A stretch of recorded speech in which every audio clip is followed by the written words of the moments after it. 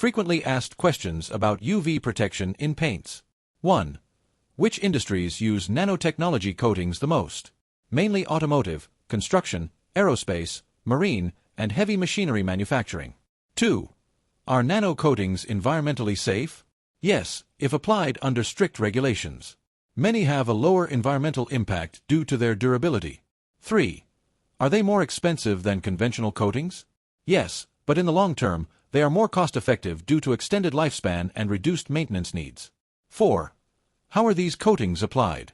Through traditional techniques such as spraying, brushing, or dipping, adapted to preserve nanoparticle integrity. 5. What is the difference between a hydrophobic coating and a conventional one? A hydrophobic coating repels water and dust, staying cleaner for longer. 6. Can I use nanotechnology coatings at home? Yes, there are already household paints with UV protection, antimicrobial, and self-cleaning properties, ideal for bathrooms and kitchens.